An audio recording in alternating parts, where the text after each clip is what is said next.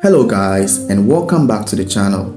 Today we are going to look at the summary of the story The Old Man and His Children as retold by Jane Watson. We'll be looking at the themes, the characters, the mood, the literary devices, as well as some likely examination questions and answers on the story. Let us move straight to the summary of the story. Kamau tried to get a good sleep.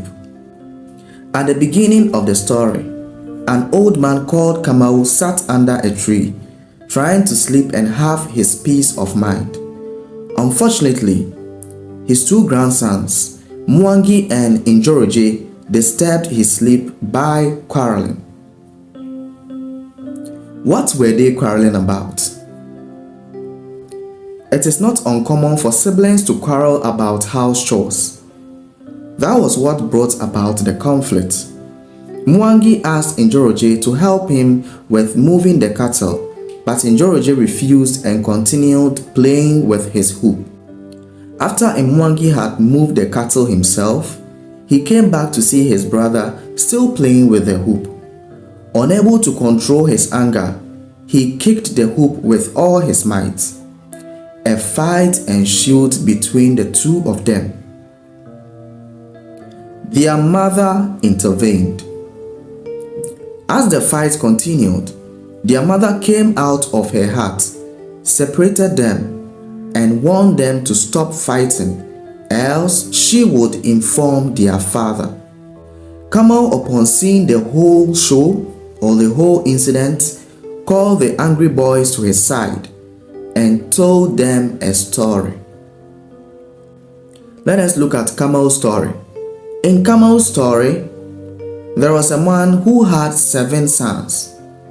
His sons quarreled among each other always.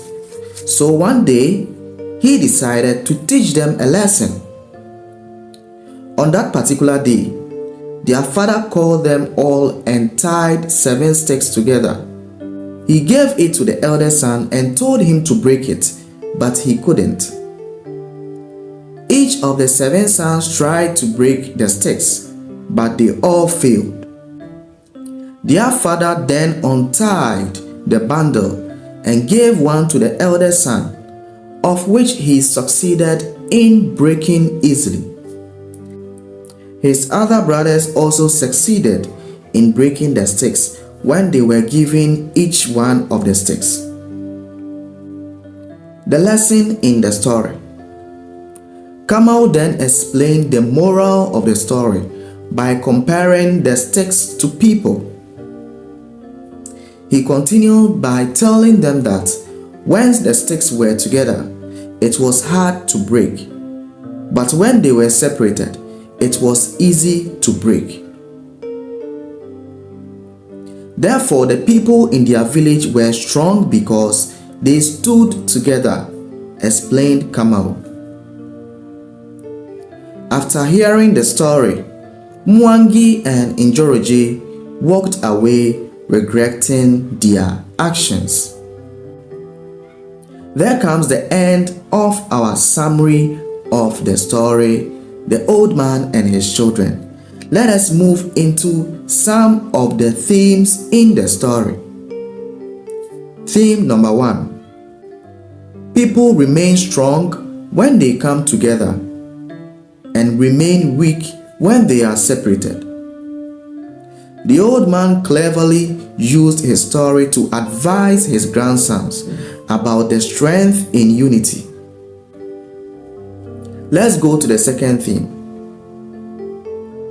Old folks or old people have a lot of wisdom and experience to share with the younger generation. Kamau was able to help his grandsons to understand how the world works because of the wisdom he had gathered throughout the years. So that comes to the end of our themes. Let's go to some of the characters in the story. We have Kamau, Mwangi, Njoroge, and the twins' mother. Alright, let us move on to the mood of the story. The story uses different moods and tones. The beginning of the story has a mood of anger and chaos, as well as distraction, while the end of the story depicts calmness, regrets, and peace. Let us now look at the point of view of the story. So the point of view is the angle which the story is told from.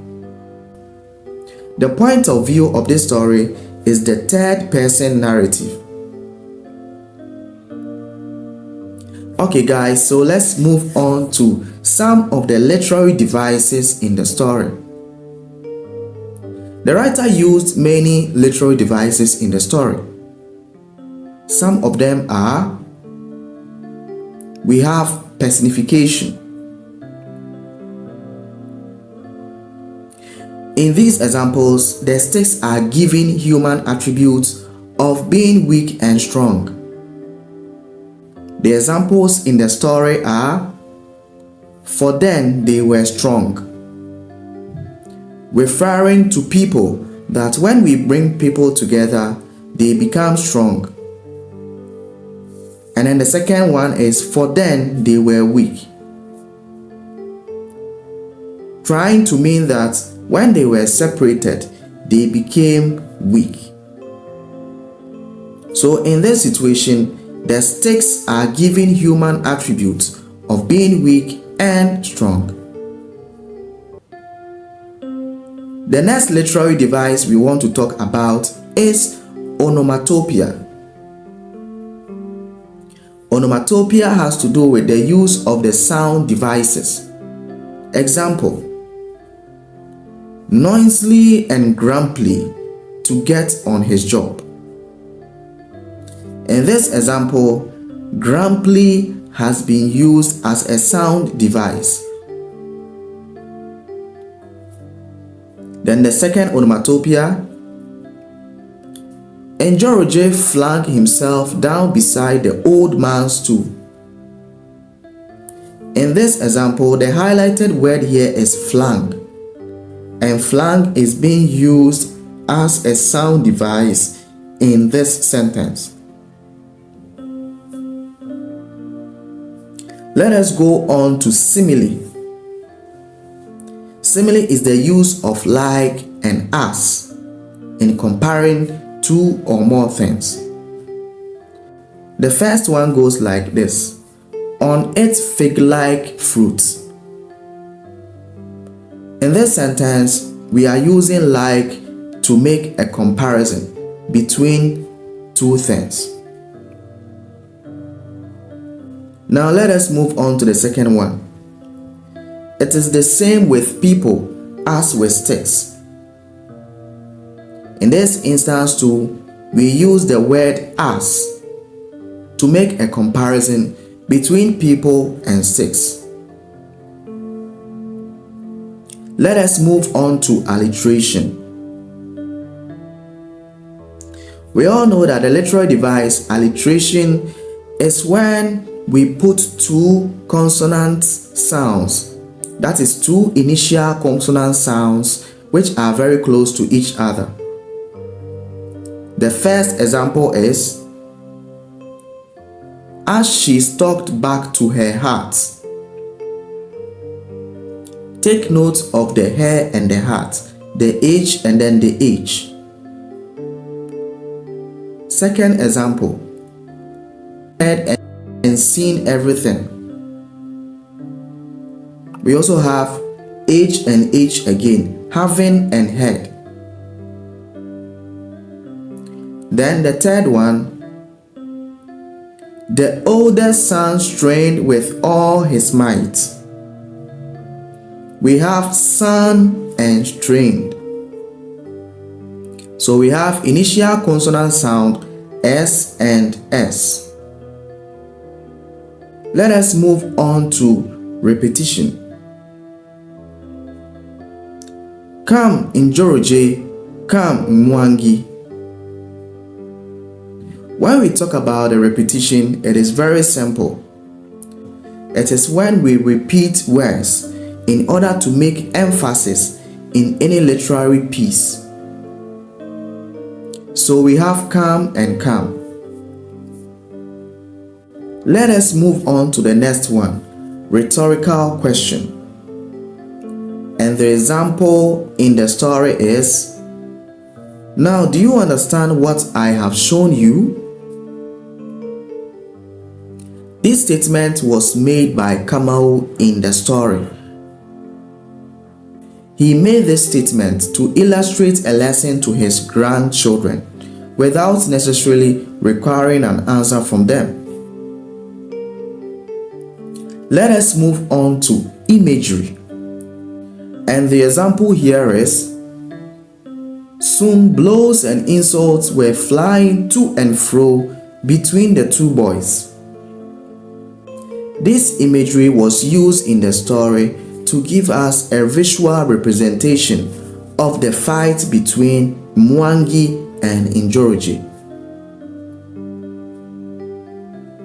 We have come to the end of our literary devices.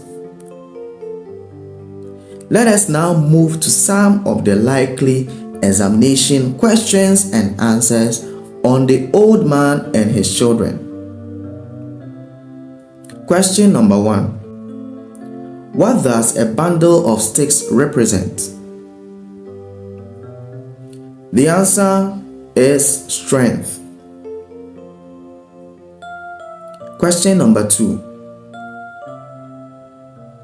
What does separated sticks represent?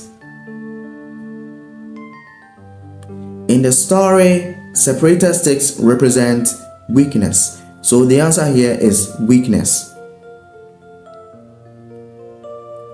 Question number 3. What was the use of the horsehair fly swat?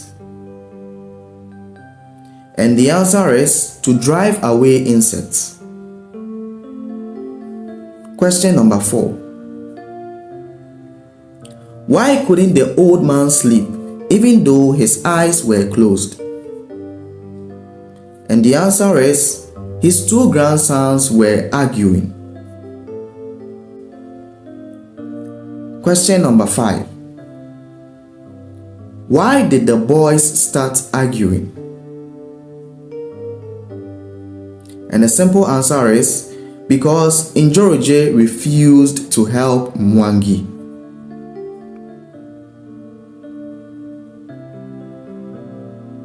Question number 6. Why didn't Njoroge want to help Mwangi with the house chores? And the answer is he felt that Mwangi would not return the favor. Question 7. What made Mwangi angry and how did he react in his anger? Mwangi became angry when he came back and saw Njoroge still playing with his hoop. So his reaction was that he kicked the hoop with all his might.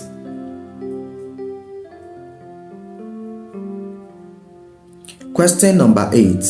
What made the brothers' mother rush out of her heart to give them a good scolding?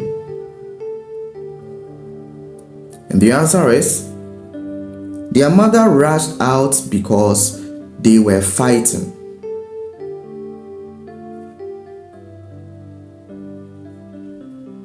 Question number 9. Why did Njoroge's dust drawing become more feverish?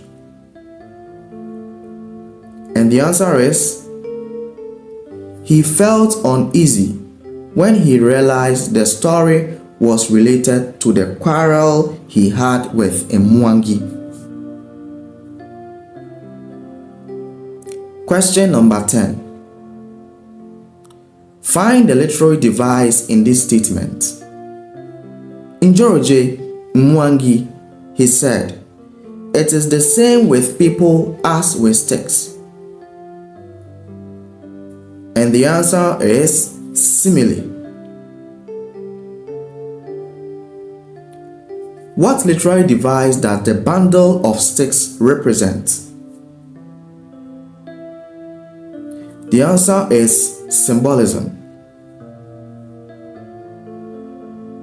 So the bundle of sticks is a symbol of unity in this question. Question number 12. What was the moral of the story Kamau narrated? And the answer is, together we stand, and divided we fall.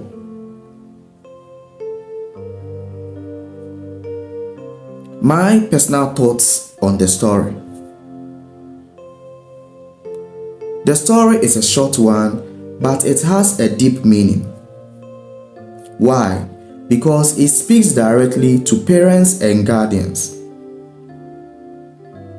The message is that parents have a great responsibility in instilling morals and values in the life of their children.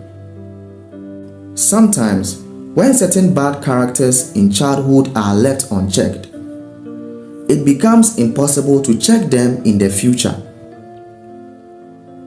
Therefore, Kamau did well by addressing a character flaw in the twins without shouting at them. Even though the twins' mother showed concern by pulling them apart during the fight, Kamau's way of addressing the situation was more effective because the story will leave a lasting impression on the twins. I would love to hear your thoughts and comments on this story. Thank you very much for staying to the end of the video. If you like the video and you want more of such videos, make sure that you click the like and the subscribe button.